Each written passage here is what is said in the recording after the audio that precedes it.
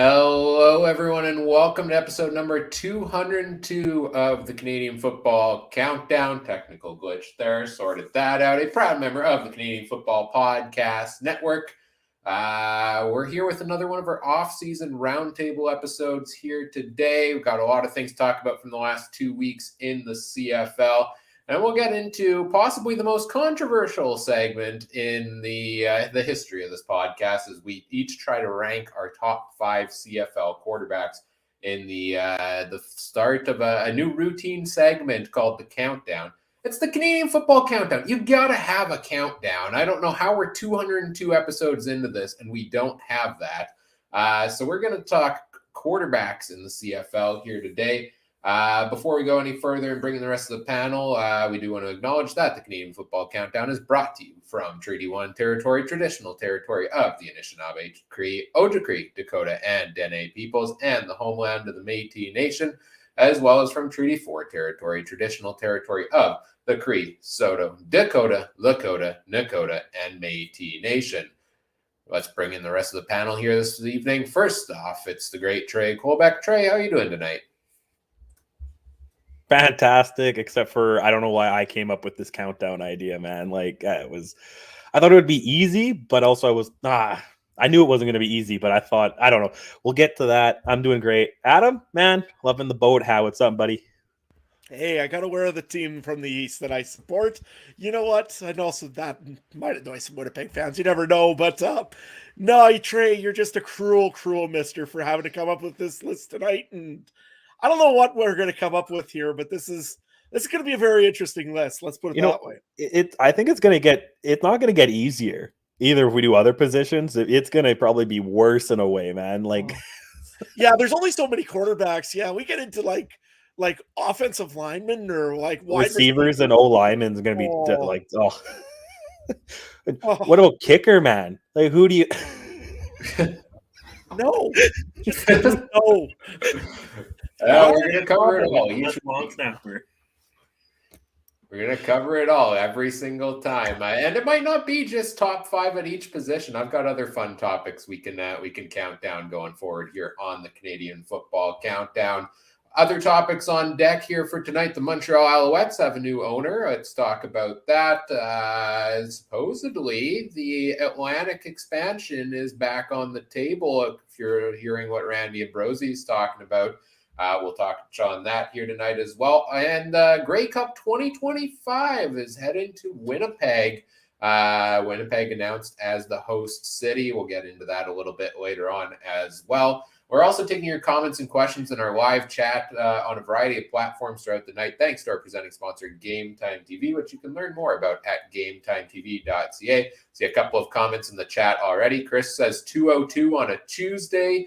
I love it. Good evening to Richard as well. And we already have a suggestion for a top 5 countdown, top 5 Duron Carter moments. Impossible. They're all top 5. It's impossible. Okay, number 1 has to be when he nailed the coach while going on the off the sidelines, isn't it? I don't know. Future episode. We'll get into it. But let's touch on the news from the past 2 weeks here. First of all, the big one, we found out the morning of our big free agent frenzy show that the CFL took over ownership of the Montreal Alouettes, and they found themselves a new owner now. The CFL very quickly, basically 1 month ago, today was when the CFL took over ownership, and it's now going over to Pierre-Karl Péladeau. I apologize if I botched the name, but new owner for the Montreal Alouettes, 61-year-old Montreal native, estimated net worth $1.9 billion US. This is according to the article from 3 Down Nation. Works for a Montreal-based media and telecommunications company. Let's go to you here first, Adam. What do you think of the new ownership deal here for the Alouettes?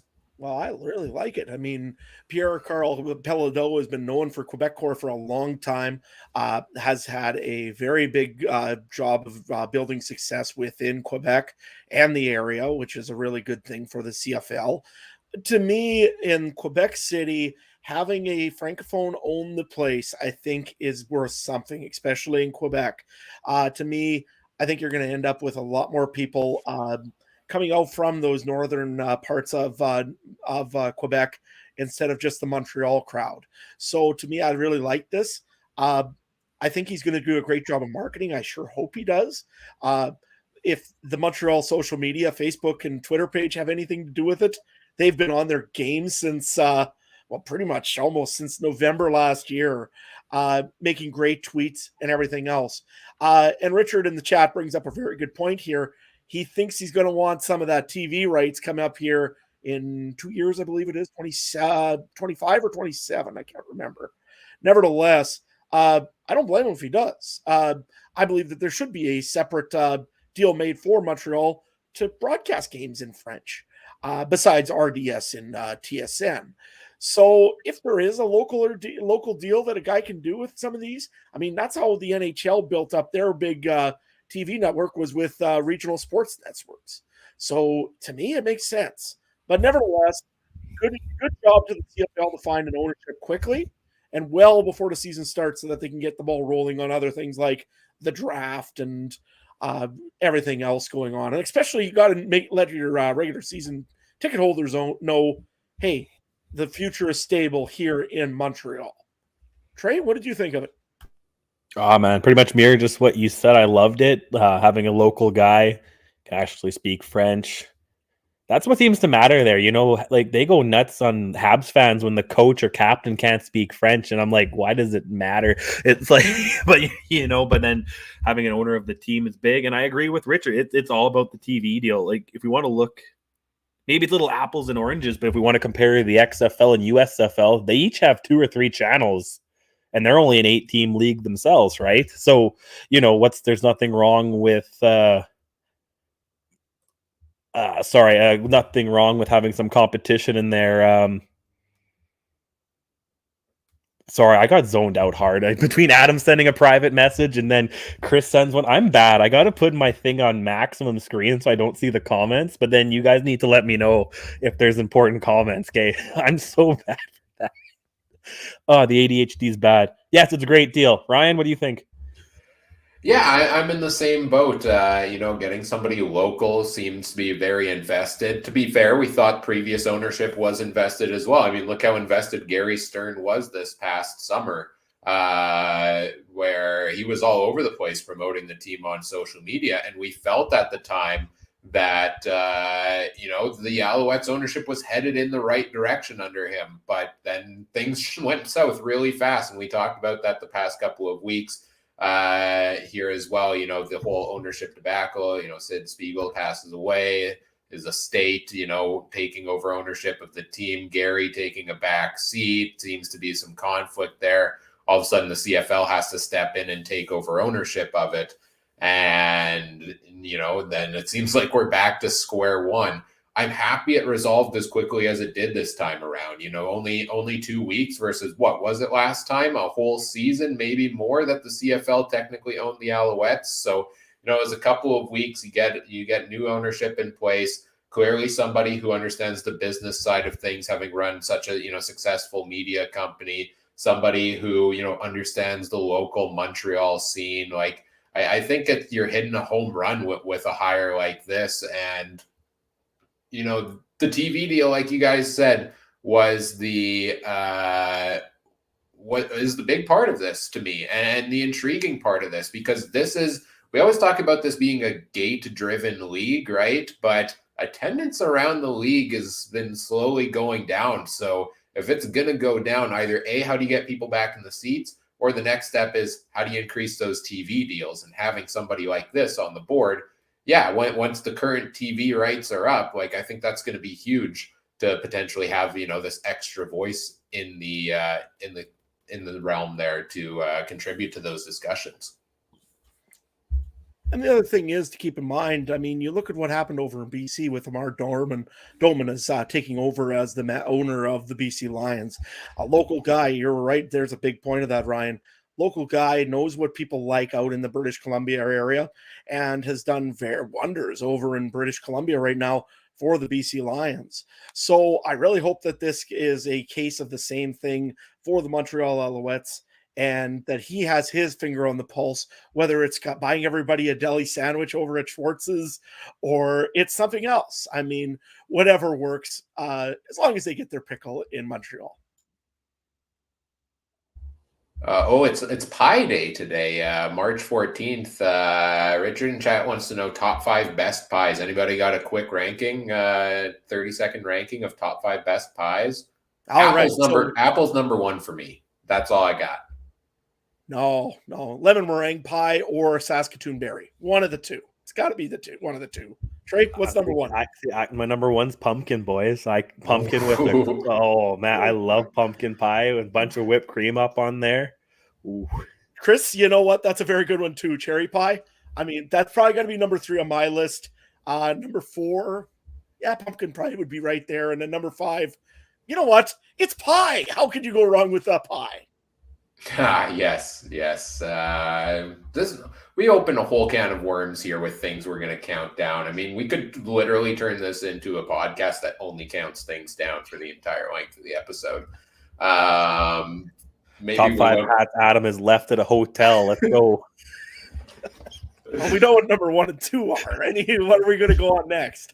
Anyways, we'll get to the countdown later on at the end of the show. That's definitely going to be the main event for today. But Alouettes have a new owner in place. You know, hopefully this brings some stability. Hopefully it lasts longer this time, because this is a franchise for the past decade that has been, a decade or more, has been, ever since Anthony Calvillo retired, seemingly at every spot in the organization going through constant turnover. So I think this brings some stability there, and interesting to see how it plays out with things as well. The other thing I want to touch on that as part of this whole Montreal ownership situation is it blew up CFL Twitter this week when TSN aired its SportsCenter coverage of this 21 minutes into the broadcast, which some folks saying that, that is the league's main, the league is the driver, the TSN is the driver in the media coverage of this league and should be putting more of a focal point on it. Others disagreeing in that regard. Interested to know where you guys stand. What was it fitting to have it that far in the program? I think it was, some NFL, the NFL first overall pick got traded. There was some NBA highlights, some NHL stuff I want to say in there as well. Bob Irving from CJOB had a great tweet about it. But what do you guys think? Adam, do you should as the league's official broadcast partner, do you think the CFL should be at the top of the charts on SportsCenter? Well, but here's the thing. You can remember that also Bell Media is the pretty much almost the exclusive partner for NFL. In a way in Canada, correct? They aren't for NHL. I get that. And they aren't for MLB. That's Rogers, and that's a different story for another day. And NBA and TSN and Rogers have a split deal on that. So what's in the market right now? NBA, it's NHL, which is current news. Everybody wants to talk about the NHL. It's getting close to playoff time. And in that case, that's what you got to talk about. There's been exciting things happening in the NFL. We're still on right now. I believe we're still on Aaron Rodgers' watch. Yeah. I don't like having to talk about the NFL, but it's the big drawer. To me, if this was a regional sports network, so again, if this is RDS, it should be the Canadians. It should be the if there was a NFL team or an or MLB team in Montreal, fine. But it should have been the Canadians and then the Alouettes, because that's huge news in Montreal. Is it such a huge news in Saskatchewan that the Montreal Alouettes have a new owner? I guarantee if I went down to Regina in the streets right now, they would have no clue who the new owner is of the Montreal Alouettes. But they sure worry about how many goals Connor McDavid got against Austin Matthews and the Toronto Maple Leafs. I can tell you that. So I see why they did what they had to do. TSN is a sports network. It's not the CFL network. It's the sports network. Sometimes we call it the Toronto Sports Network, and I know why. And you know what? They do a good job of just covering Toronto stuff. Well, the Leafs, they do a great job of covering. The team above my head here, they sure don't do a great job of covering. But you know what? To me, it's not the right time of year. And anytime you get a new owner of a new team, do they ever announce a new owner of a new team when the NHL sells a team and move, or if they move them, yes. But if they just have a regular team and it's sold to a new owner that's going to stay there, it's not as big of a highlight as probably a goal scored by Austin Matthews or by somebody else, right, Trey? Depends on the team. You know, it depends on the situation. And NFL getting talked about because we all know Washington team is up for sale. And that's maybe the most talked about sell ever of a team, other than Ryan Reynolds buying the Senators, right? Those are the two most talked about. But I have to say, I don't always agree with Bob Irving, but I enjoy following him on Twitter because between the CFL, he also loves to complain about the Live Golf Tour. And those are the two things in his retirement he complains about all day. And I wish that I can retire one day and just tweet about complaining about golf in the CFL. Like, that's my dream retirement right there. At a racetrack. I'm sitting at a racetrack just tweeting about all that stuff. I just wish we had a broadcaster that was currently here that complains about everything. That's fair too. I mean, Bob has nothing to do right now. You take him. I don't care. Get him off of Twitter. But I think my thing about him is he's one of those CFL purists, right? Where it's CFL first. And I think God bless him. God bless him and everything he's done, but he's wrong for being, I think, CFL purist. The NFL offseason outrates. It's the first thing on ESPN every day, offseason or not. It's the first thing, NFL. Even if NBA's in the playoffs, even if MLB's in the playoffs, even if hockey gets. Did you see what ESPN doesn't even know hockey, right? Stephen A. and the gang don't know nothing about hockey. So my point is, of course it's going to rate more. More people are interested in the first round draft pick of the NFL than would have been if it was the Grey Cup. Like, you know what I mean? It's just unfortunately how it almost is, right? Like, the NFL is going to get priority. I could see the NFL even maybe having something in their contract that we need to be first, because that's the NFL to me. They're first. But other than that, it's great. It's great. The other thing you got to remember about Bob Irving is, for a long time there, what did Winnipeg have? The Bombers. They didn't have the Jets for a while. They don't have any MLB team. They don't have any NBA team. Oh, those Gold Eyes are pretty good, though. Those Gold Eyes are pretty good. The Gold Eyes are like, what, 4-time defending champs in the last 5 years? Fair point. Tell me when they actually hit the majors. Anyways, but seriously, they didn't have the Jets for a long, long time in Winnipeg, and that was the only thing was the Bombers. So guaranteed, when you went on TSN 1290, was it? I think it was for Winnipeg. That was the first thing they talked about, the Bombers, because that's all they had to talk about was the Bombers. It's like Saskatchewan. We talk about the Riders ad nauseum during the offseason, even though we probably shouldn't. Now we have the Rush at least to somewhat talk about, but even then, our National Lacrosse League and NLL really doesn't register on the radar, even on anybody's radar, really. But some people really do enjoy it, and those that do, good on you. But in this case, the CFL is just like that NLL team. Now it's not talked about much in the majors. I wonder too. I saw this on Twitter. Sorry, Ryan, but I wonder how the Scotties and the Brier ratings compare to the CFL too, because I was wondering. I know it's only 2 weeks. But I was wondering, someone made that point, and that's very interesting because the Brier's 95 years old as well. It's just as old as the Grey Cup, right? So, and it's pretty institutional, especially in Western Canada, I think. So I was just curious about if you guys ever saw any of those. I didn't. No, I was just curious. Someone tweeted that CFL attendance Twitter account.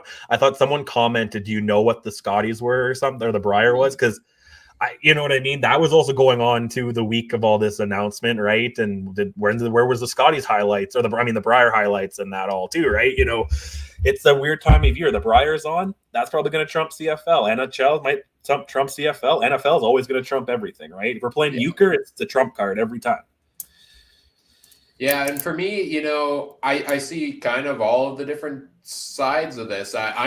It's frustrating as a CFL fan to see the CFL not get more mainstream media coverage. I think that's something we would all agree. Would we love to see it be the number one thing kicking off sports coverage?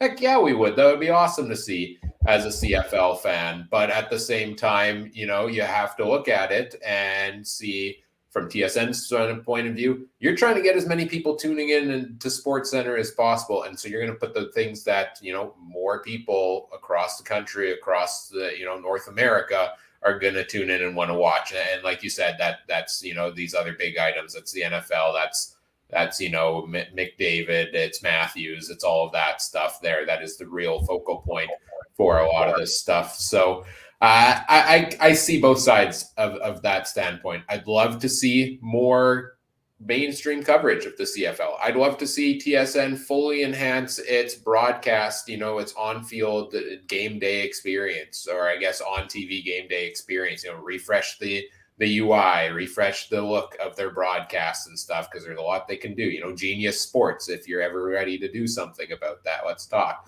Probably not to me. You probably don't want to talk to me. But at the same time, yeah, they are the only rights holders. They have other priorities that are going to bring in the money, and that's the main focus of a TV network, is to bring in the money. So I understand that aspect of it as well.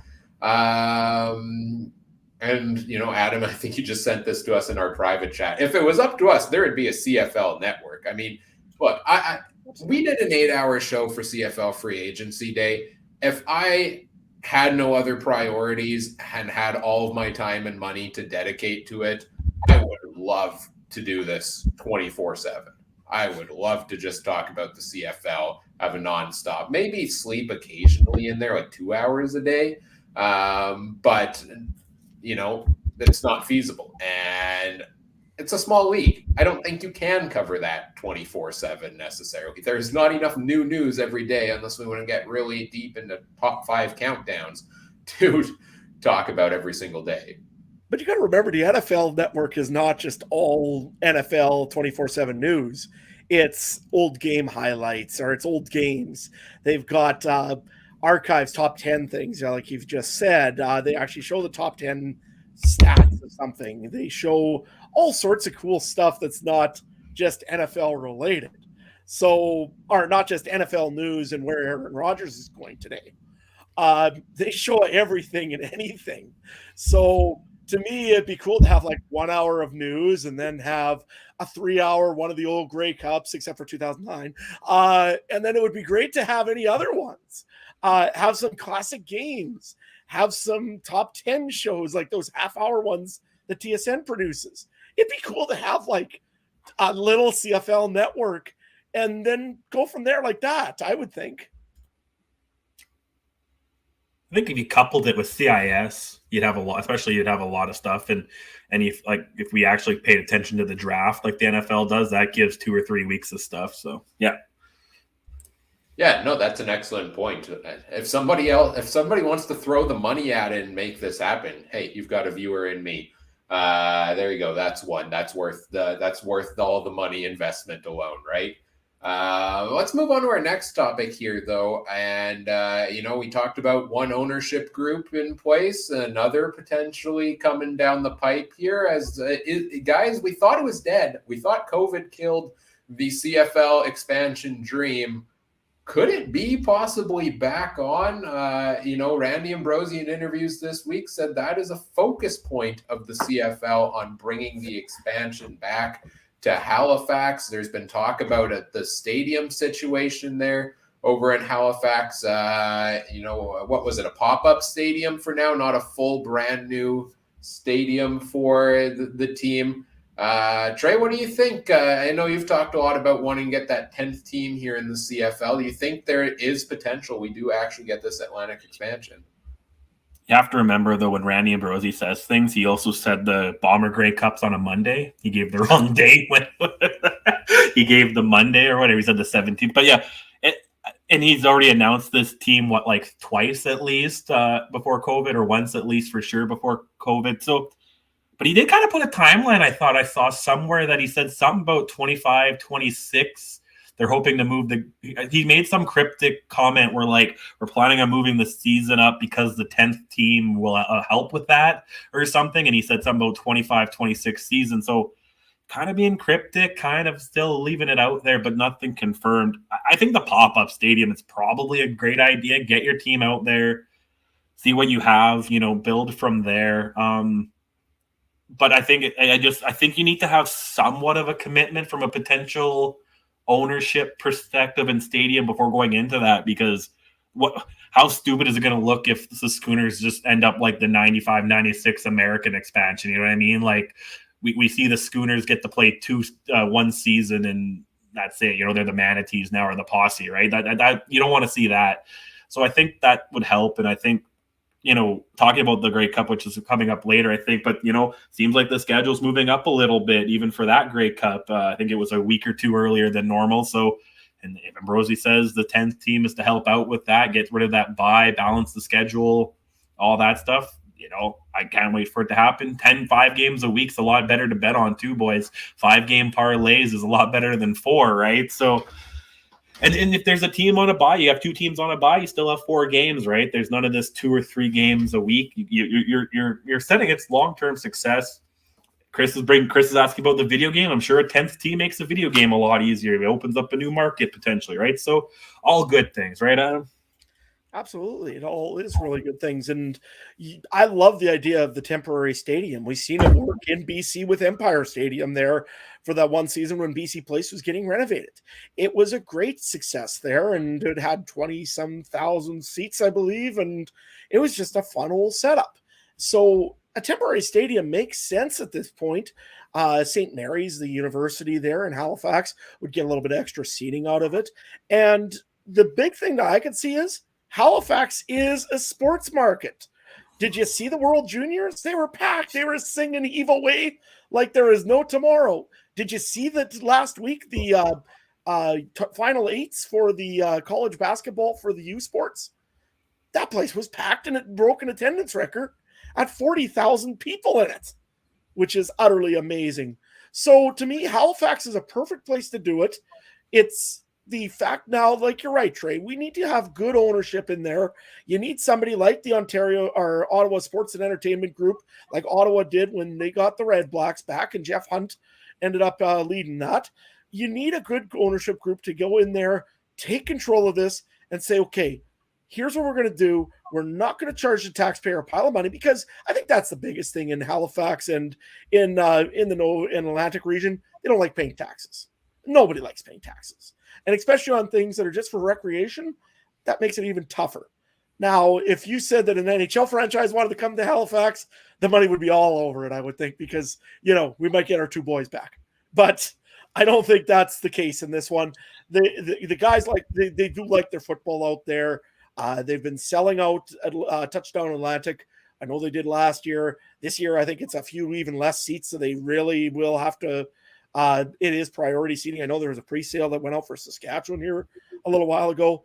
But to me, this makes total sense to have a team in Atlantic Canada already.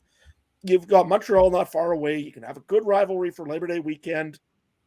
You get an extra set of eyes that they don't get to look at anything else that's professional other than, again, on lacrosse or AHL teams. I mean, you got a team like I said, in Atlantic, you're going to get all the provinces coming out to Atlantic Canada. You're going to get travelers. You're going to get a little bit more tourism.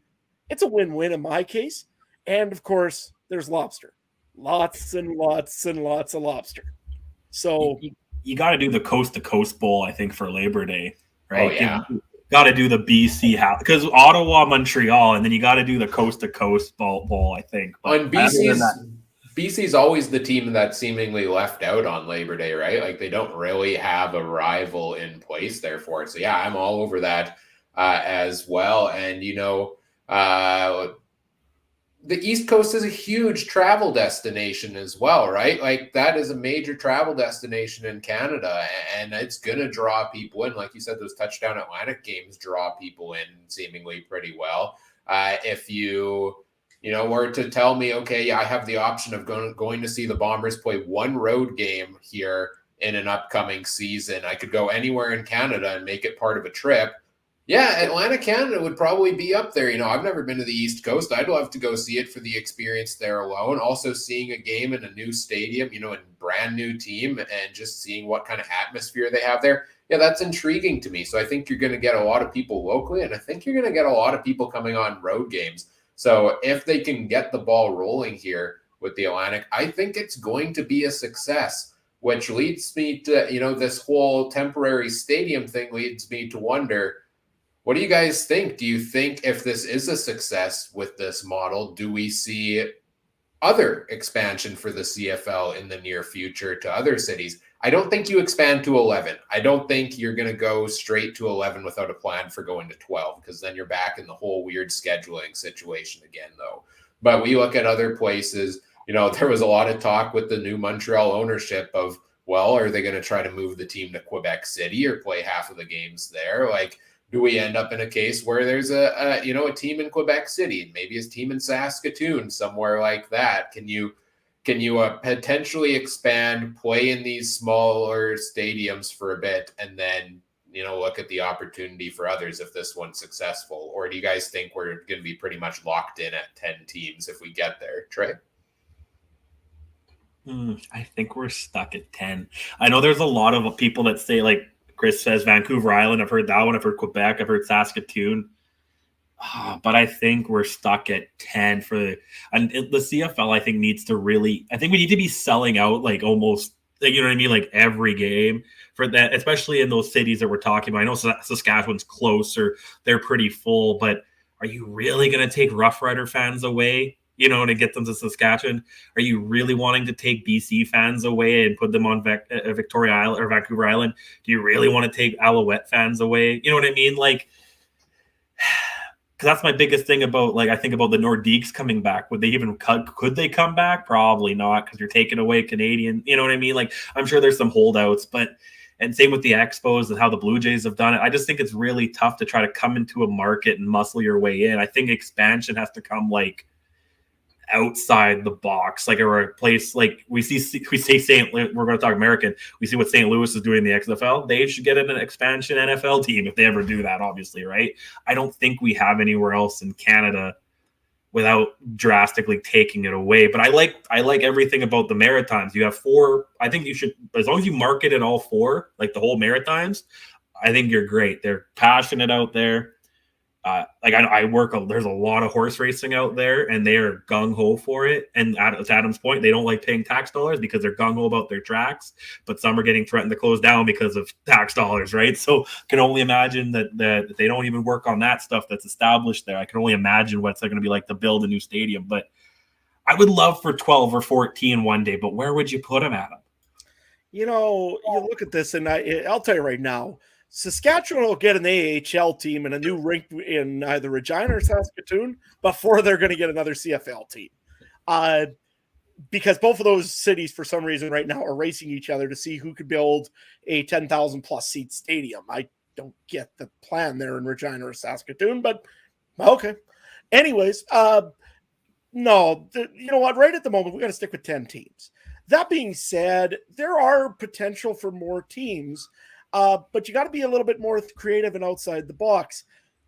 CFL expansion didn't work in the 90s because they went to teams that already had NFL affiliates almost, sort of, right? Miami, they had an NFL team in there. Sacramento, they had NFL teams nearby. You look at other teams in there as well. Memphis, there was Tennessee had their Titans already at that point. It was a bad situation for the CFL to go and try to compete directly against the NFL. That being said, if you look at some other places in the U.S., take a look at Billings, Montana. Take a look at North Dakota. Take a look at South Dakota. Maybe have a team between the two of them. Wyoming doesn't have a team. Those are those flyover states that maybe some people don't care about, but they love football out there. I'll tell you that much. Anybody? St. Louis. St. Louis as well. I know it's a little south, but like they're getting 30-some thousand for an XFL game. Like there's no reason they deserve an NFL team. There's no reason the CFL team couldn't go in there either. Fair enough, but I predict eventually the NFL is going to say, you know what, let's mess with the XFL and we're going to throw a team in there. It'll be Baltimore 2.0 for sure, right? Like, absolutely. Yeah, but it's going to be. But you know what? To me, I think like you look at this and yeah, there may be some teams that would have maybe an argument. I think London or Northern Ontario, somewhere up there, may have an argument for a team. Be very tough to get them in and out of there because of the airport system situations. I mean, you go and have a team in Thunder Bay or in Kenora or somewhere up there, it'd be pretty tough to get them in and out. But I think it would be good for good football, and there'd be a good market for it. They'd be passionate about it for sure. But no, I think what you need to do is you've got to get the 10th team established, well established, and then you got to put 2 in if you're going to do it. But I don't see where in the Canada right now that would fit. But I could see an argument for some of those northern U.S. team places. Yeah, I would love to see more expansion. I wouldn't want them to go too far, right? That's a big thing I love about the CFL is just that it's a niche, small league, where I can watch every game in a weekend is part of the big things I love about the CFL. But hey, if it's successful, there are more rooms for expansion. They can do it right. Then sure, go for it. 12 teams, 14 teams. That's still a good sized league to me. But kind of, a lot of the things you guys talked about already would have to be the right situation and the right place. And you wouldn't want to take viewers, it's not helping the league grow if it's just taking fans from one market and locating them to another. It's just spending money for the purpose of rearranging things, which doesn't really get you too far in the grand scheme of growing the league. No, I think if Quebec, my thing about Quebec City, I thought the owner was more from Quebec City than Montreal. That's what I thought. So if he wanted to own a CFL team and there was rumors of Quebec getting expansion, why wouldn't he have just waited for that? You know what I mean? Like, to me, that would have been probably better. You can start from the ground up your whole way. So I don't know. I think we're tapped out in Canada unless we buy Trinidad and Tobago, like that rumor was a few years ago or whatever it was. Like, wasn't there a couple of those countries down there that want to join Canada? Fine. Put a team down there. And that's basically just an extra bye week, right? You stand on the beach and do whatever you want. But other than that, I think we're tapped out. Hey, the global or a CFL 2.0, do we end up with a global division where you have a team based in, a team based in Japan, team based in Mexico, team based in Ireland? I think we've seen players come, Germany.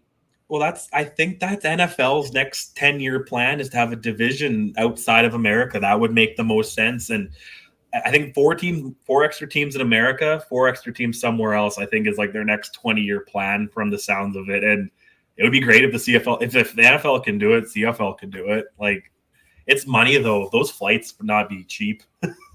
And the time zones and everything. Yeah, the time that zones. gets tough.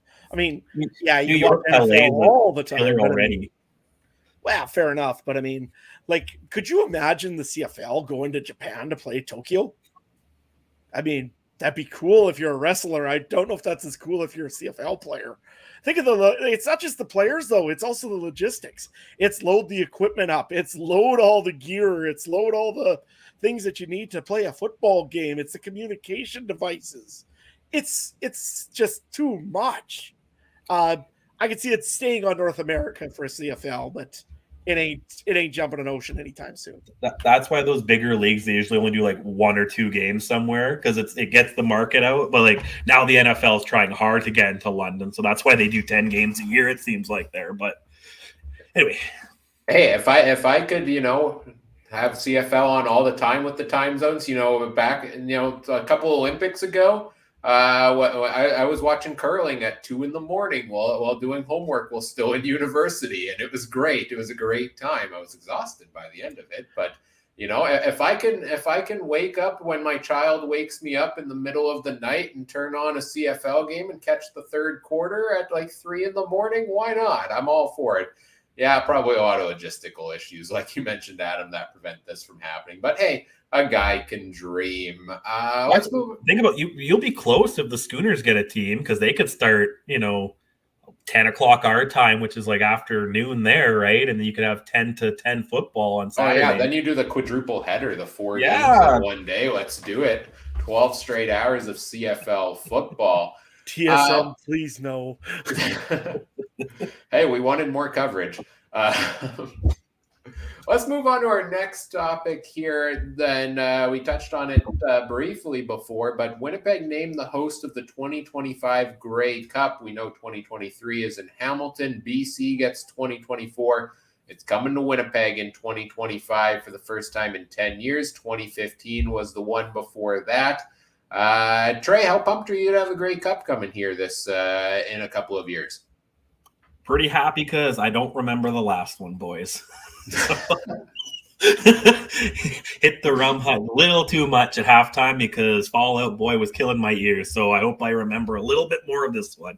But other than that, and I hope the Bombers are actually in it. But other than that, pretty hyped.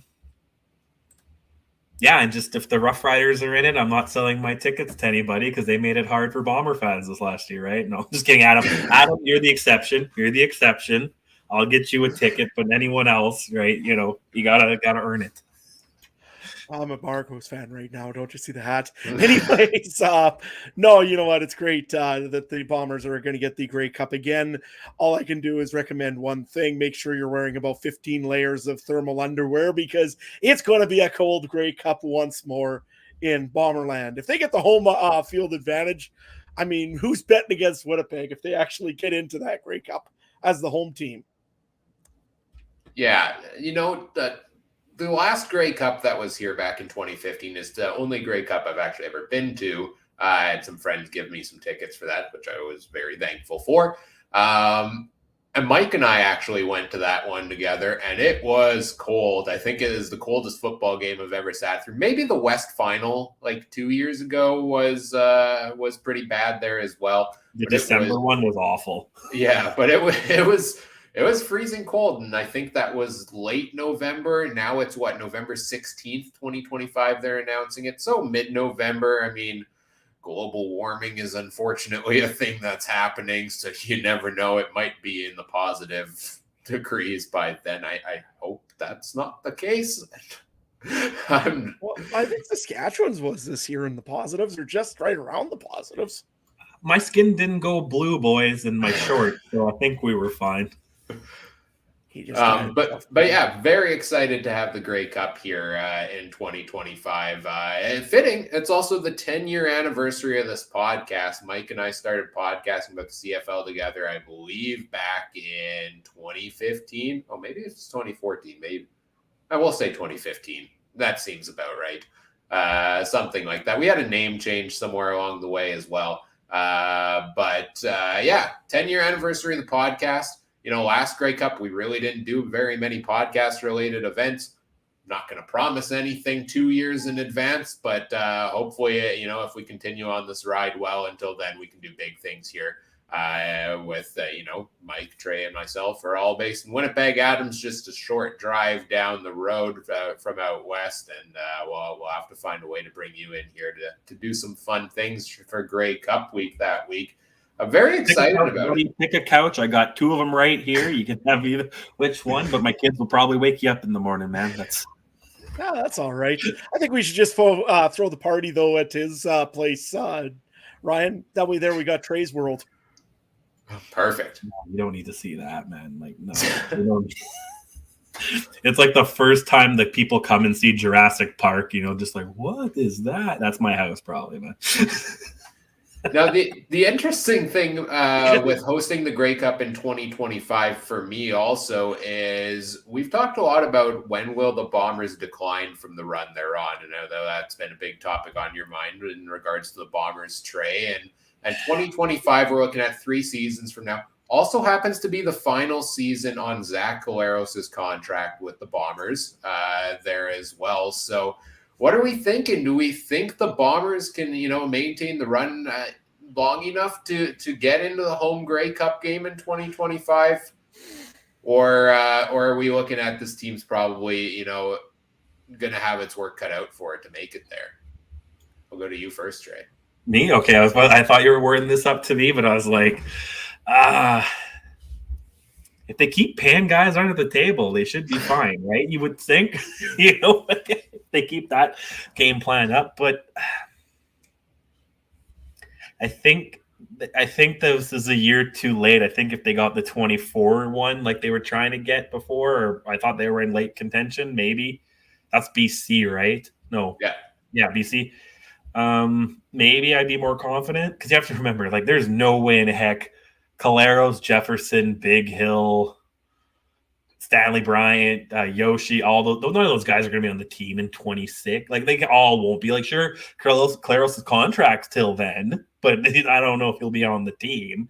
And same with Jefferson and Big Hill. Big Hill might be in the stands, because he lives in Winnipeg, but that's as close to the field he's probably getting that year. So the team's going to be drastically different. Well, I feel like when teams go on a run, they go for a while. You give them a decade. If you look at like Al Calvillo's Montreal and Bo Levi and Calgary, do you give them a decade or a little less? It depends to me on what the management team does, right? Yeah. If they follow that kind of same thing, I think they'll be competitive. It'll just be a different team. Adam? Well, didn't Nick Dembski and Willie Jefferson say today that they'll be in the 2025 Grey Cup with Winnipeg? Did they? Oh, okay. I didn't hear that. It was Brady Oliveira. Oh, Brady Oliveira. Sorry. Oh, okay. Hey, he's like younger than me. He could be here, but okay. But Willie Jefferson? Come Did on, he say that? We all know. Yeah, Willie Jefferson did, according to John Hodge from 3 Down Nation. He better be coaching. Like that's what he better be meaning, man. Like, nevertheless, I'll tell you right now, if Winnipeg is continuing to rebuild and retool, and they could do it right, they have a good chance of making the Grey Cup in their own home barn. However, that's a pretty tall order to ask. I think it could be, even like Richard said, just like my Saskatchewan Roughriders this year, the Bombers might miss the playoffs the year they host. But hey, you know what? I'm sure they're going to put that all in. It doesn't take long to rebuild in the CFL. If it is a year or 2 years, I don't see it being, and that Winnipeg is going to stock up. They want to win a Grey Cup at their own home barn, just so they can be like their big brothers over to the west. For me, I mean, they've got a couple of years if they do it correctly, and that's the big thing, right? Is you start replacing some of those pieces each year in preparation for getting the pieces in place. As a Tampa Bay Lightning fan, you follow that model. You don't put, you spend cap circumvention. Yeah, there we go. I made the joke so nobody else has to.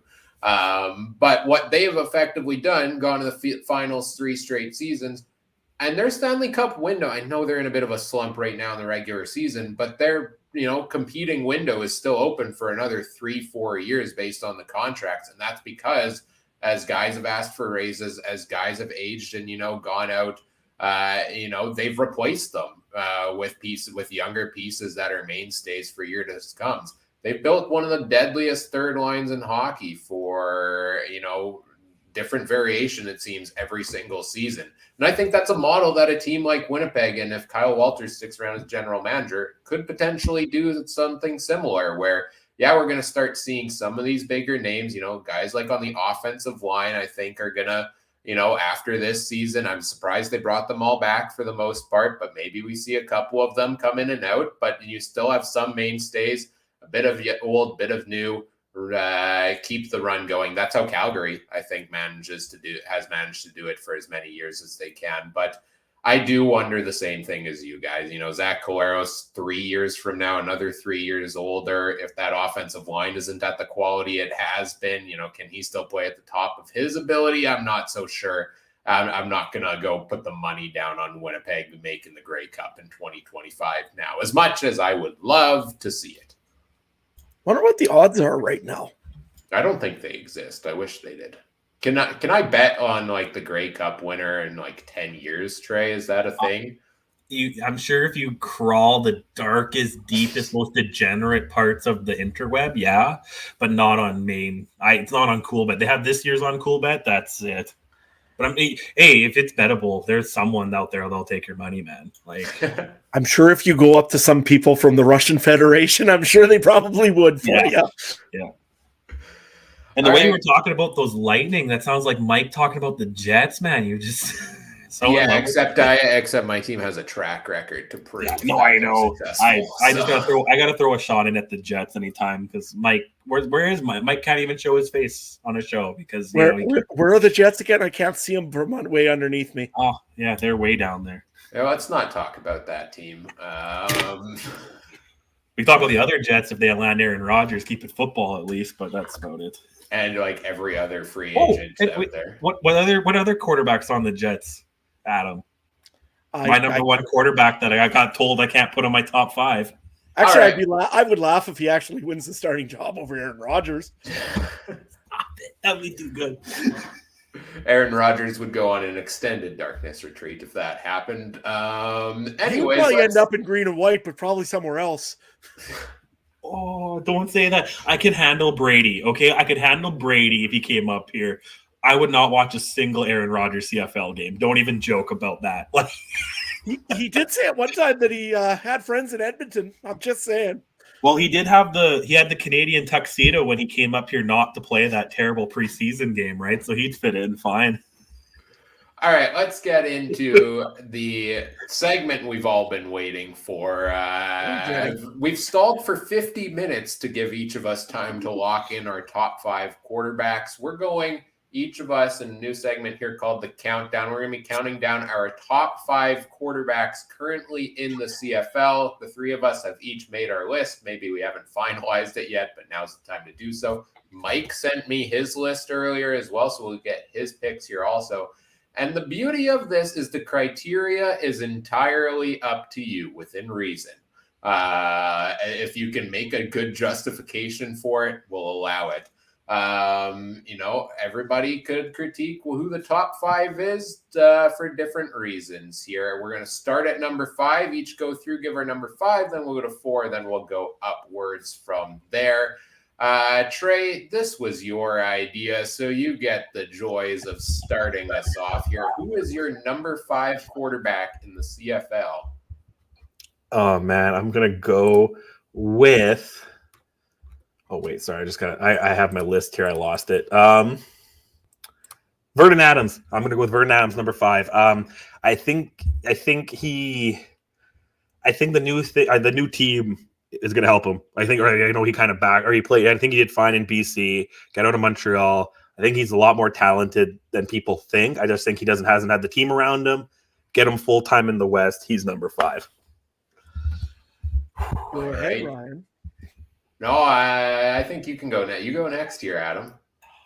Well, with my number 5 pick, I'm going to go from the Montreal Alouettes, Cody Fajardo. Here's my reasoning is because he's finally got an offensive line that maybe will keep him upright, sort of, kind of. He seems motivated. He seems like he has a little bit of a chip on his shoulder for how things went in Saskatchewan last year. He's got a familiar coach in with him, which might be a good or a bad thing. I don't know which way to look at that one. But I think if he's on his game, he's still one of the best quarterbacks in this league. It's very, very tough to go and say that Cody Fajardo is a bad quarterback. I believe he's a good quarterback. I just think that he had one bad season, or really a season and a half that was pretty bad, with a bad offensive line. And I think if he had the right offensive line and the right pieces around him, he's a very good quarterback. And I think he's got some of those pieces in Montreal. So he gets number 5. I'm happy you went first because I can just say ditto, because Cody Fajardo comes in at number 5 on my list here as well for a lot of the same reasons. Just last season, he was my first round pick in our preseason fantasy draft, I believe. First or second, I forget. I had back-to-back picks, so it doesn't really matter. But, because I believed he was an MOP quality quarterback coming into last season, and obviously it didn't work out. Very few things did work out in Saskatchewan, and he had no help from his offensive line there. Things I like from Fajardo, he does have some big play ability. He does have the ability to scramble and use his legs when he needs to. So, most of my rankings will give some insight here at the start. I'm not looking at it as who's currently at this very moment a top 5 quarterback in the CFL. I look at it at who do I see being top 5 by the end of this upcoming season. So I'm looking at the opportunities for these guys coming into this season as well. And I think fresh start for Fajardo, is going to help him mentally here. I know it's still with Jason Maas again, but, give me Fajardo in Montreal as my number 5 quarterback on the list. And split it 2-2 across the board. Mike is agreeing with Trey and going with Vernon Adams Jr. as his number 5 quarterback there. Where's the bell? Another me and Mike agreeing for once. Let's go. Now probably the next 4 are going to be different. Yeah, at number 4 here, let's go back to you, Adam. We'll switch up the order as we go through everything. Can I just say real quick? I want to say it hurt my heart. I don't have Fajardo in my top 5. It hurt my heart, but just since we're talking about him and he's not going to be talked about, he's my honorable mention. If I had to do a 5B, I couldn't put him in. I just could. But anyway, Adam, to you. With the number 4 pick in the CFL countdown list, I'm going to actually go with kind of a guy that's off the board, and for the same reasons why Ryan is going off this board a little bit sometimes, I think, as well. It'll be Ottawa Red Blacks quarterback Jeremiah Masoli. I think last year he was going to lead that team to a playoff spot or even more. The way he was going. He's a very smart quarterback. He's a little bit elusive in the pocket, and I think he's got some more pieces around him to help him out, especially in the receiving core this year. So to me, he's a good player, and I think that he just kind of had a rough shake of things, especially when you have a fool from Saskatchewan that wanted to tackle him the way he did and end his season. So to me, now that he's back and healthy, give me Jeremiah Masoli. I'll go next. I took Shmuel Levi Mitchell at number 4. I think he's going to have a bounce back year in Hamilton, especially if they figure out what running the ball means in the Eastern Division, or at least Hamilton and Montreal. But I think Bo is number 4. I think he won't be old Bo, like old style Bo, but he'll be like, I think he'll find a way to nickel and dime, kind of like we've seen Brady do with some of those older quarterbacks in the NFL. He'll make the plays. He'll do his check downs. I think he just had a bad go of it in Calgary, and Calgary was ready for the next guy up. Ryan?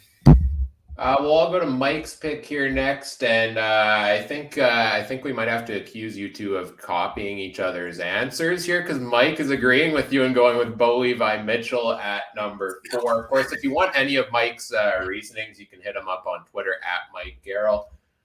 But let me blow. We're not going to be all the same. I can tell you right now, if me and Mike are exactly the same, I gotta go. I'm done. Like, there's no way he's gonna be as stupid as me for my top couple picks. And Richard's putting in there, Caleros shouldn't be number 1 or for homers.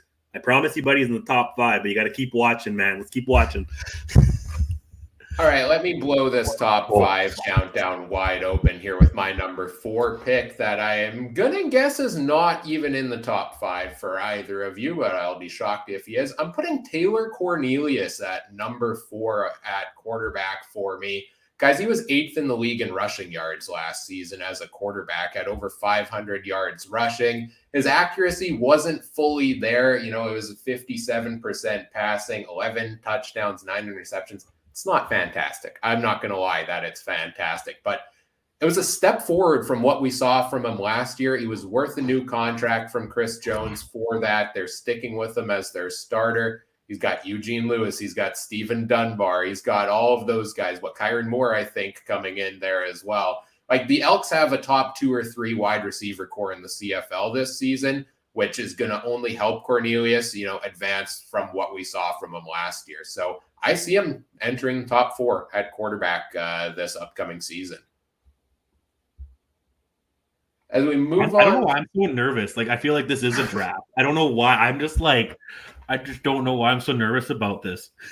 We will on social media post the everybody's list here, and we'll get the fans to vote on whose is the most accurate and best list. No stuffing the ballot box.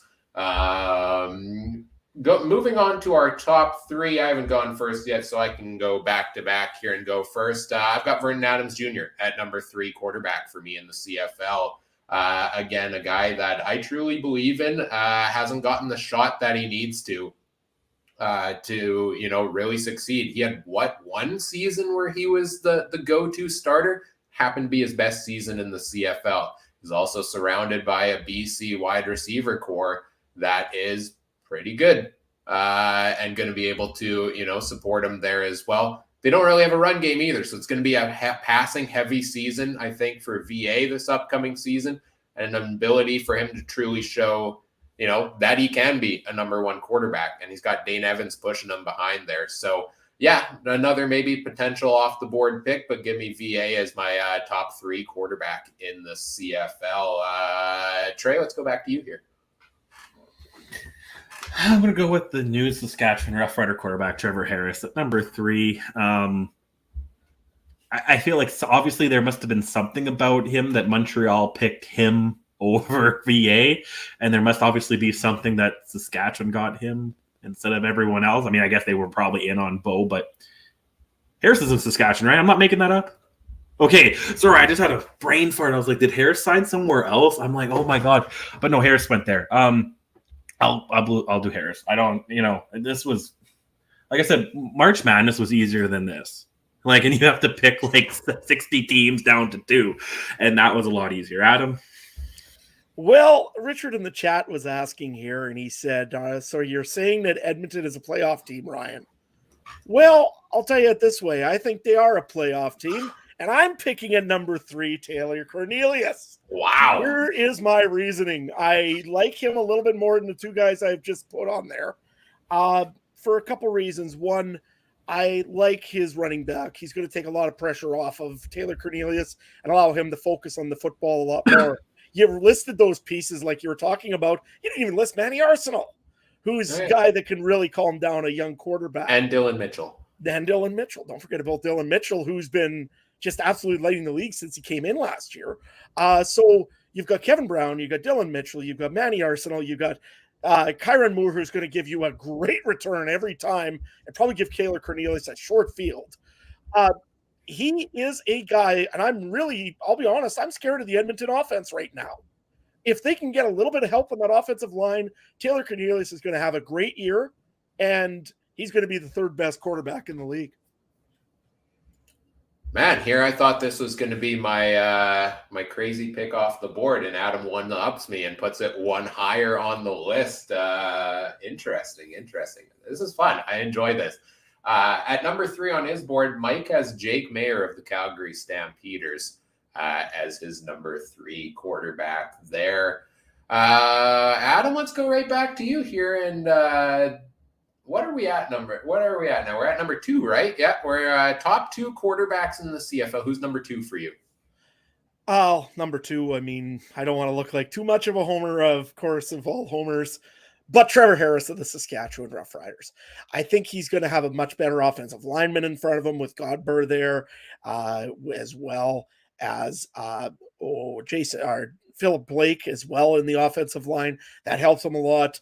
He's got some familiar pieces with Jake Weineke coming over to Saskatchewan. He's got some veteran pieces to help him out as well, with Darrell Walker now coming over to Saskatchewan, which, by the way, I told you also, and I thought I'd throw that one in. Nevertheless, Trevor Harris was the number 2 quarterback last year. I mean, he was a very solid pickup for Montreal. They didn't cost him a whole lot, and he had something to prove, and he proved it. He had a great season overall. To me, he was the 2nd best quarterback in the league, if you don't have a guy named Nathan Rourke that was injured for half of it. Otherwise, it's Nathan Rourke and probably Zach Caleros, but that case, number 3. But he was healthy. He stayed healthy. He was a great addition to Montreal. I think, like I say, Saskatchewan gives him a little bit more help. I think they'll be playoff bound too eventually. Saskatchewan might be in a crossover, or might be just squeaking in. But Trevor Harris is going to be a big piece of that. Well, Mike agrees with you. He has Trevor Harris in his number 2 as well. I'll go next, and we'll save Trey for last on this one because I think that will be entertaining. For number 2 for me, I have Jake Mayer of the Calgary Stampeders. I think he was, if you look at completion percentage last season, outside of Nathan Rourke, he was the most accurate passer in the CFL, and he unseated Bo Levi Mitchell, one of the top quarterbacks of the past decade. Jake Mayer didn't do anything super flashy, but in a season where none of the quarterbacks not named Nathan Rourke, and okay, you can argue Zach Caleros, his numbers weren't flashy, really. It was Nathan Rourke was the top quarterback in the CFL by far to me. Jake Mayer, 14 touchdowns, 7 interceptions, was about as good as you could ask for from a sophomore quarterback there. I think he, as the starter, has all the opportunities to take a step forward with, an offensive line that was the best in the league last season. So give me Jake Mayer as my number 2 quarterback in the CFL. Trey, let's go to you for your number 2. Did you say Mike? Say Mike's. Mike said Trevor Harris. Trevor Harris did he? Okay. Zach Collaros at number 2. And I don't want to explain anything. I'll explain it when we go to number 1. All right. Fair enough. Well, we go to number 1. I think I can go first on this one. I think Adam and I are going to agree here since he hasn't shown up on the list there either. Number 1 quarterback in the CFL, I put Zach Collaros. I mean, he's won MOP the last 2 seasons. Like I said, not flashy. He doesn't put up the huge yardage, but 37 touchdowns to 13 interceptions last season. I have a hard time ignoring numbers like that. He gets the job done. He throws the touchdowns and he gets it done. That's all I can say about Collaros. And we'll see how long that keeps up, like we talked about earlier. But to me, as it stands now, he is by far and away the top quarterback in the CFL. Adam, any additional thoughts on that? Yeah, you know what? I didn't actually pick him. I picked Tommy Stevens. No, I'm kidding. I didn't pick Tommy Stevens. But you know what? No, there's a reason why Zach Collaros is getting paid the most out of the quarterbacks right now. There's a reason why he's probably worth the most. He's got a receiving core that is absolutely terrifying that's coming back to help him out. I mean, you lose Greg Ellingson, but I gain Kenny Lawler and keep everybody else. Come on, man. He's still got most of the offensive line that he had last year, minus Michael Couture, who really was hurt for most of last year. So to me, the Blue Bombers, it pains me to say it when Zach Collaros is doing so well, although I do wish him all the best. I just don't wish the color on his jersey all the best all the time. But you know what? He's a great quarterback. He's been one of the best quarterbacks, the most consistent, and that's maybe the big key of this, the most consistent quarterback in the CFL for the last X number of years. So no, it's no question for me. I do want to bring up though that I missed a few guys here that maybe are kind of surprising. I didn't put Jake Maier on my list because of his performance in the playoffs. I don't know if they picked the right guy in Calgary to keep. I really don't know. And I'll be honest with you. I do not like Jake Maier's throwing mechanism or throwing abilities. He can make a short throw. Great. Calgary set up for a long bomb. And I don't like it. So that's why I didn't put Jake Maier on my list. And why I didn't put Bo Levi Mitchell on my list. The guy has not thrown well for 2.5 to 3 years now. Don't get me wrong. I sure hope Hamilton didn't make a huge mistake in the year they host the playoffs or host the Grey Cup. But I don't know. I got a bad feeling about Bo Levi Mitchell this year. And I hope that he hears this and he gets really angry and wins the Grey Cup. So that's my thing on that. But you know what? Honestly, I don't know why, but I didn't really have much for Bo. And the third one, because I got to give Richard an explanation on Vernon Adams Jr. When he plays good, he plays really good. But when he plays bad, he plays really bad. So very inconsistent quarterback. In my case, you got to have a guy that's consistent at all times. And Vernon Adams just hasn't proven that anywhere he goes so far. Maybe this will be the year. Maybe. You never know. He's got less pieces to work with on his offense. So I don't know. I don't really care for Vernon Adams Jr. at the moment. But again, BLM or VA or what do you call Jake Maier? Make me eat my words.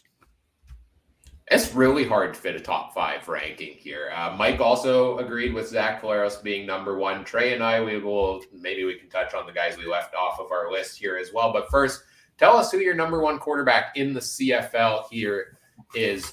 Trey. I gotta drag it out a little bit, get the sponsorship in. So I'll tell you my honorable mentions first. Cornelius just didn't feel like he got the job done quite yet. You guys did make me want to switch him out to put him as my number 1 just because it would have been kind of funny. But at the same time, I got to be a man of my word and keep who I put down. Like Sam, I wasn't feeling Maier. I didn't when I got to watch that one game last year there in Calgary. I didn't like it watching it. Like Adam said, his arm just something weird. And the amount of baseball and football I watch, you can kind of just tell when a guy's arm isn't right. And there's something about it. But who else? I mean, Mazzoli, I think needed to play more. I wasn't allowed to pick Strevler. I like the Richard suggestion. Drew Brown, I'm looking at his stats. Not bad for the limited playing time. But now I'm going to go off board here. Really off board here. he played one drive of the Grey Cup, but I'm going to go with that only because he is technically the reigning Grey Cup quarterback. And I think if you're pinpointing currently the greatest, he's got the ring. I gotta do it out of respect to that because rings matter the most. It's not who cares what you do in the regular season. When his boy Big Ben looking guy, Bethel Thompson, got hurt. What, he boo-boo on his thumb or something? Was that what it was? Broken thumb or something? He came in. He didn't lose the game. I got to do that. And you can. I almost changed it too when you said we're posting these. I didn't realize we were posting. I thought this was going to get deleted, and only Chris and Richard know, and who's going to believe those two? But and there you go. Chad Kelly, your number one quarterback in the CFL. So Wow.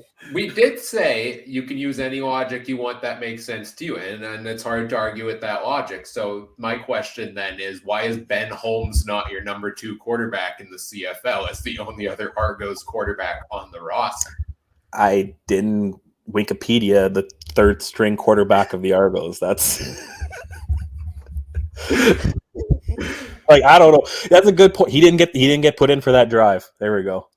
It was I understand Adam shaking his head, and I was really hoping Mike was here tonight because he would just be we would have to mute him because he would just be above me right now telling me how wrong I am, and the Jets are still going to win the division somehow. That's all I'm going to hear next time I see him. But it's Caleros didn't get it done the last time he was on the field, the way I look at it. And if Bethel Thompson was still in the league, he'd be my number 1. I would put him in there because he did it. But if I'm going to be fair, I can't pick him because, he went to Atlanta or wherever he went to. And the guy who did have that one drive is still under contract. So do you think there is potential for Chad Kelly to pull off a Nathan Rourke-like season? Sure. No, I don't think so. I think he could be competitive in the East.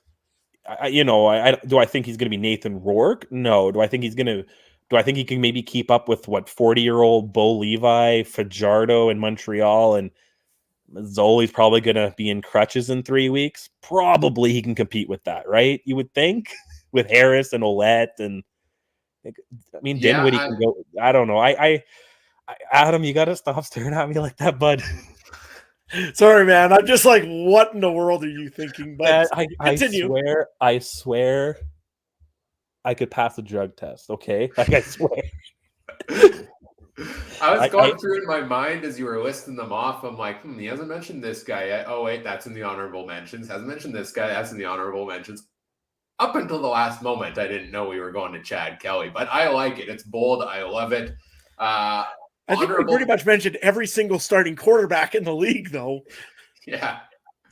Honorable mentions for me. I also did not have Bo Levi Mitchell in my top 5. I have him very low on my list because his play has declined every season to the point where Jake Mayer passed him on the depth chart last season. He's got a worse offensive line theoretically than last year now over in Hamilton. They gave up 13 sacks in Calgary. You can't get much better than that. I don't love the offensive game plan from Tommy Condell there either, so I took Bo Levi Mitchell off of my list there. Jeremiah Mazzoli, I wanted to put Mazzoli higher, but the injury scares me. And, it was a couple of years of up and down play. Now he had that big injury. I'm not sure how he bounces back from that, even though I do think he has as good of a chance as anyone there. Who else, I guess, didn't I have as a starting quarterback on my list? Chad Kelly. Sorry, I was going to say, did any of us mention Evans? Or does he Evans? not count because he's not a starter? I just don't think he's top 5 because that's fair. Yeah, because he was one on the bubble. He was on my bubble, maybe extended bubble, but I don't know. I almost thought too I can't put 2 BC quarterbacks in the top 5. I think the one spot I differ the most from you guys is you guys had Trevor Harris at 2, 2, and 3. The 3 of you. I didn't even have him in my top 5, and yeah, he had a pretty good season last year.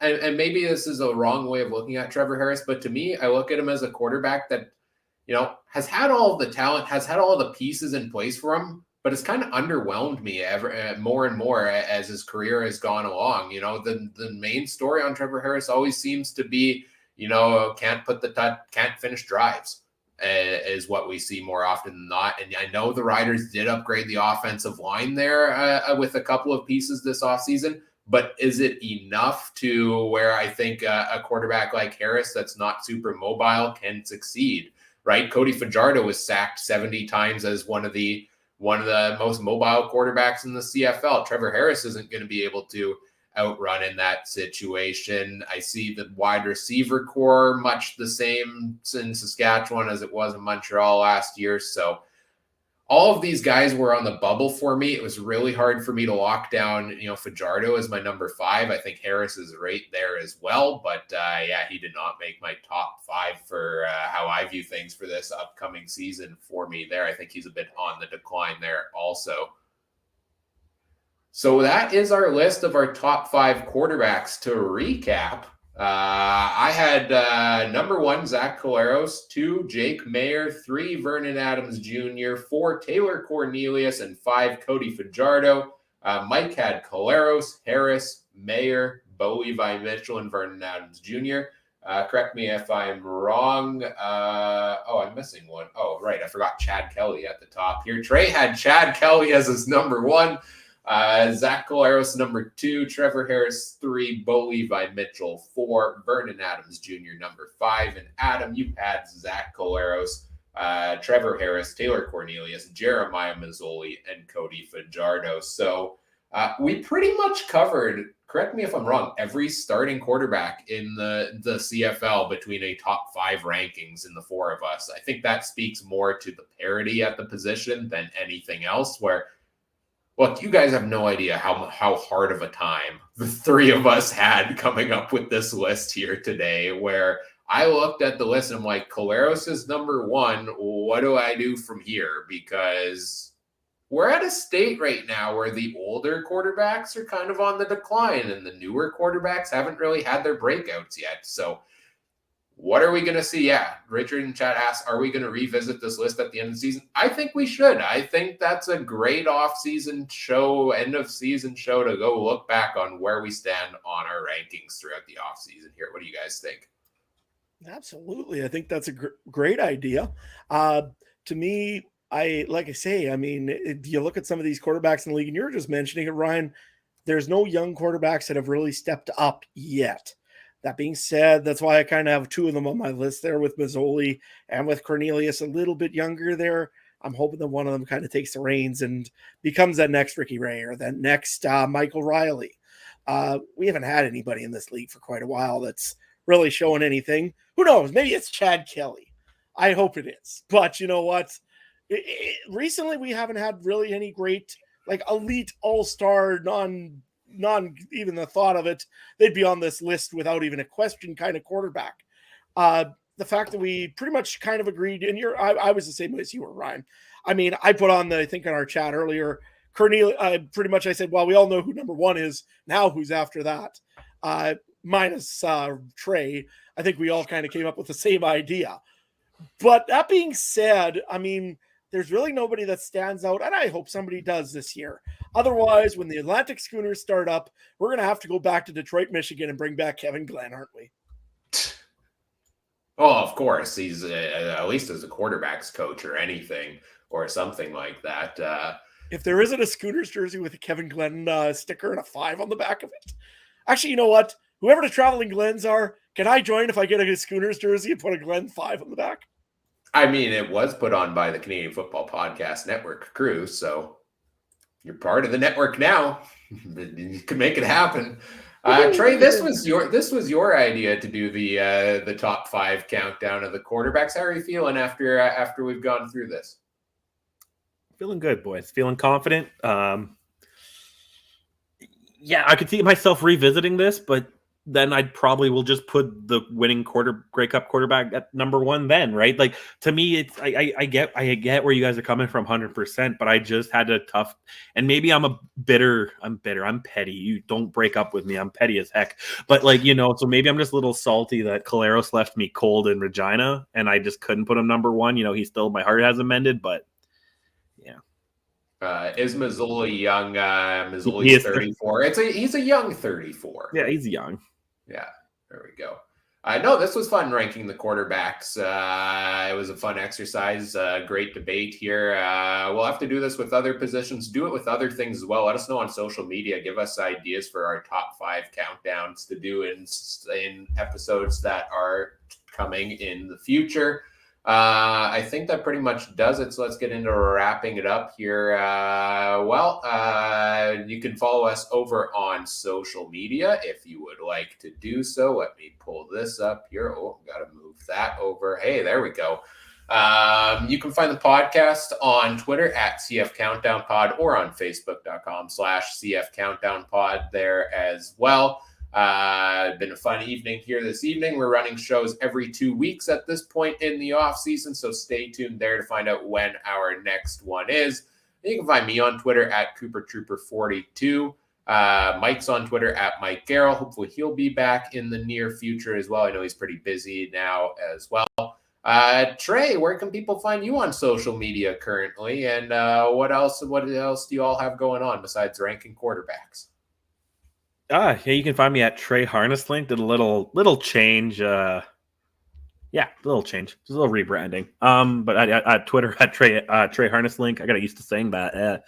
Not a lot. Last month of schoolboys, last grind, and then I don't know. Call of Duty and Fortnite tournaments all day. I don't really know, man. GTA 6. I don't. We'll figure it out. But I do a lot of horse racing stuff. The season picks up. Should be good times. And if you want to laugh at me about picking Chad Kelly, I don't mute or block people. I just stop replying. Adam? Well, you can find me at Adam Stewart 1. I mean, you probably get a lot of senior hockey stuff right now because as unfortunate as it was that my team kind of got eliminated out of the senior provincial playoffs, we're still in the league finals and we made it to it. So we got to play the Rocanville Tigers once again. So if you want to hear me do play-by-play, you can go to at Theodore Buffaloes and or Theodore Buffs on Twitter here. And you can listen to me do some play-by-play. It ain't the greatest, but hey, it's something to listen to on a Friday night. I get pretty excited also. So, there's that too. So, but that's what I'm going to be working on mainly here for the next 2 weeks, especially because that's all we got left for a season in hockey. And then it's all of a sudden getting closer and closer to that football season. So, yeah, join me over there and go Buffs. Hopefully we win a league final championship for once. By the way, the trophy's a little 3-foot little mini Stanley Cup. So if I win that, if the team wins that, I am so totally putting on the skates and going skating with that thing. Nice. And bring it with you when you come to the Grey Cup in 2025, parade it around at all the parties and whatnot. Great work that you're doing with that, Adam. And we're Theodore Buffalo fans for life here on the Canadian Football Countdown now. Thanks to your introduction to it. Fun episode here this evening. Thanks to everybody who's joined us in the chat here also. The great comments along the way. Always fun to interact with our audience. And that's all made possible by Game Time TV, which you can learn more about at GameTimeTV.ca. As mentioned, follow us on social media. Check out all the other great shows from around the Canadian Football Podcast Network at CF Pod Network. Whatever podcast platform you're listening or watching on, we always appreciate if you do a lot of the fun things that help us grow the show. You can like the podcast. You can leave us a nice comment, subscribe, leave us a rating and a review, and share the show with your friends. Help us grow the show. We always appreciate all of that. And on behalf of our panel here this evening, Adam, Trey, I'm Ryan saying thank you for listening. Take care. Have a good one. Bye.